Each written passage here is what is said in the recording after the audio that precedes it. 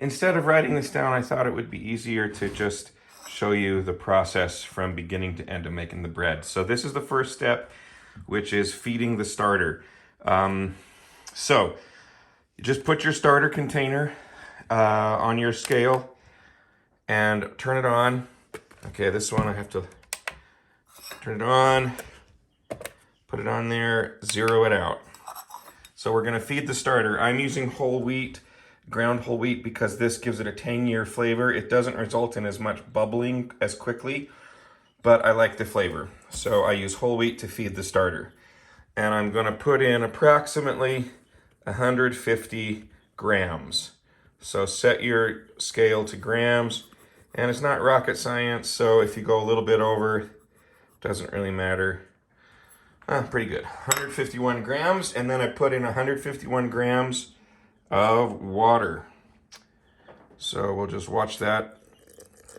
The water's a lot heavier, so you'll hit 300 or your 150.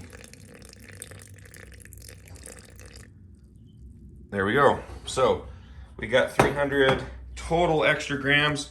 150 of it is wheat. 150 of it is water.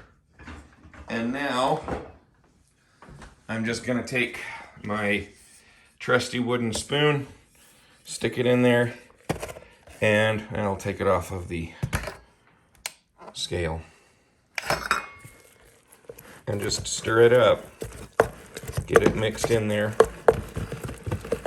It's kind of hard doing this with one hand, to film with one hand and mix with the other, but that's okay. Okay, we'll just mix that up. Now, that's done.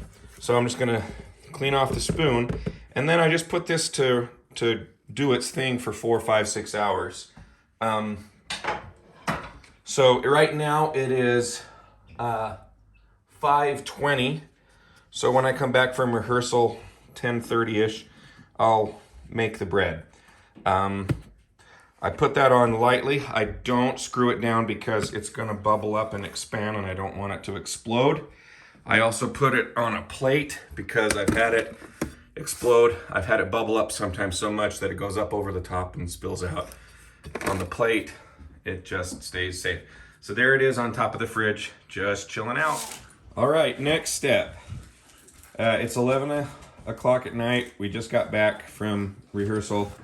This is what the starter looks like. See, it's all bubbly. So next step, get your scale out, and I'm gonna put 300 grams of whole wheat. You don't want to do all whole wheat because it's too dense. There, 307 grams. That's close enough. And then I'm going to add enough white flour, all-purpose flour, to get up to 1,000 grams.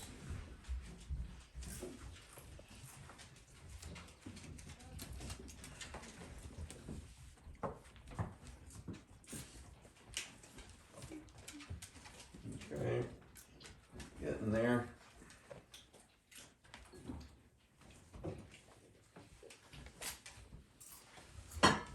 It's taking forever. Okay, should be somewhere in this next scoop that I get. Still not there. Need to get to 1,000 total grams.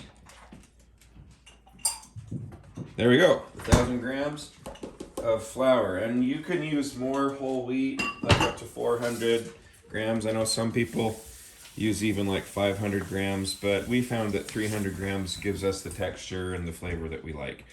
So that's the flours. Now the next thing that I'm gonna put in, I'm going to zero out my scale, and I'm gonna put in 23 grams of table salt. Do not leave the salt out. 24 grams, close enough. I left the salt out once, and the bread is almost inedible. It's just so flat and not pleasant. So now I'm just gonna mix all that together.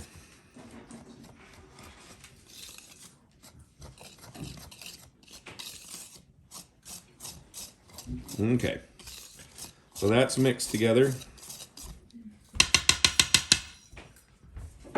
Then we put it back on the scale, zero it out, and now we're going to put 800 grams of water.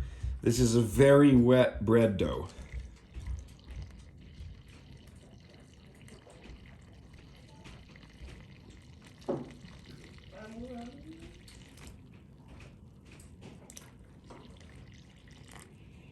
And you want to get it as close to 800 as you can, so at the end you got to be careful. One time I went up 820 grams accidentally. 805 is fine. But I got around 820 grams once, and the bread was so sticky it was really hard to work with. I was still able to make it, but it was really sticky. So now we're done with the scale. Now I'm going to get my wooden bread spoon again, and oh, well, I'll use another spoon. So just a wooden spoon, and now we are going to mix that all together, and you'll see it becomes a very sticky dough. Okay. Getting there. I want to get all the dry stuff up from the bottom. And now if you want to be really fancy, at this point you just let this mixture of water, bread, and salt sit for at least 25 minutes covered. And that, hey, Scout, get out of there.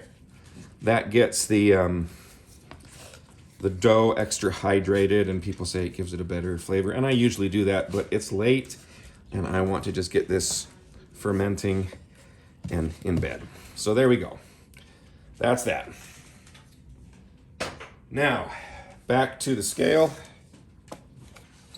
And here's where it's going to get kind of weird, because this is not what you do. Now we take our starter, I've zeroed out the scale, and I am going to pour 250 grams of starter across the top. Ellie, just wait, sweetie. And here, once again, with this one, you don't have to be super precise. So there, I got about 260 grams. That's good enough. Okay. Now the closest thing we do to kneading in this recipe is here. And you're gonna get messy, but this is really the only way to do it. You reach underneath, pull the bottom of the dough, and start just doing this, turning over and over and over. And it's really sticky, and you just gotta get your hand in there and do it. And eventually it all starts coming together. The starter gets mixed in like this. And I'm just gonna keep going more than you want to, but this isn't really kneading. This is just getting the starter distributed through the dough mass.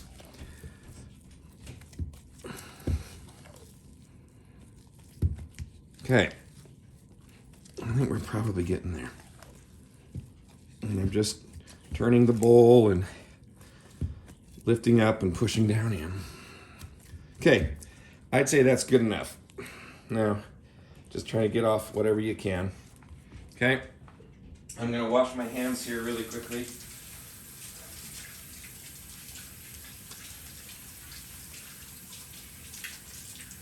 Just get that off. Okay, and now that's it. No kneading beyond that. Now we're gonna let time and the microbes work their magic. So I will take some plastic wrap, cover this up tightly, and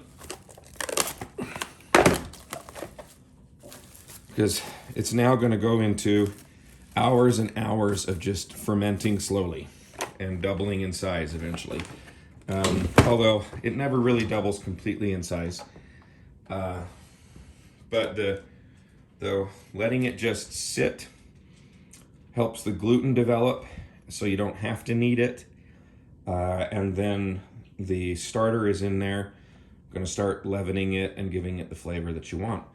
So it's now 11:16, and I probably won't look at this again until 10 o'clock tomorrow morning. I'm just gonna put it in the corner and let it go. All right, so it is 10 o'clock in the morning, and you can see the dough has risen quite a bit. In fact, that's a pretty impressive rise for sourdough. Anyway, the next step is we're gonna get our loaf pans ready. You don't have to use loaf pans. I use loaf pans because it just makes it easier to have a loaf to cut and use for sandwiches and everything. A lot of people with sourdough just form it into rounds and then bake it in a Dutch oven. But here's how I get ready, the pans ready. I put just some oil in them and rub it around. We're gonna get these pans nice and oily. If you don't, because this bread is so wet, it sticks. I also, you can see my pans look dirty, but it's just because I rinse them out, but I don't really clean them a lot because it develops kind of a seasoning on them that helps prevent sticking. Okay, so now the next step, I'm just gonna put the loaf pans here, over here. The next step is to form our loaves. And I have right here a pastry canvas, but you don't have to have that. You can just use a fairly good amount of flour on your countertop. But even with the pastry canvas, you see I put a pretty good amount of flour there. And then you just dump this out.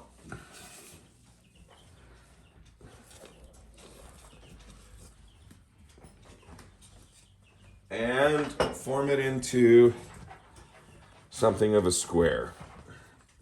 Now it's sticky, so kind of make sure you have flour on your hands and try to make it evenly thick, just like that. And now I have a bench scraper, which is this thing, which really helps dividing it into two loaves. But if you don't have this, you could just use a big knife. So just kind of eyeball it, try to cut it into two roughly equal rectangles. And then we're just gonna work quickly here. And we're gonna just fold it over a couple times and plop it in our pan. Same thing with this one. Just plop it, roll it over, plop it in the pan. Now we're gonna cover that and we're gonna let these raise for a few more hours. Is this creamy yet? All right, so it's 12:42, and as you can see, the loaves have risen, so it's time to take the plastic wrap off. I have set the oven to 400 degrees, which is a very hot oven, but this is a very wet dough. So I'll just throw them in. And now they bake for a full hour.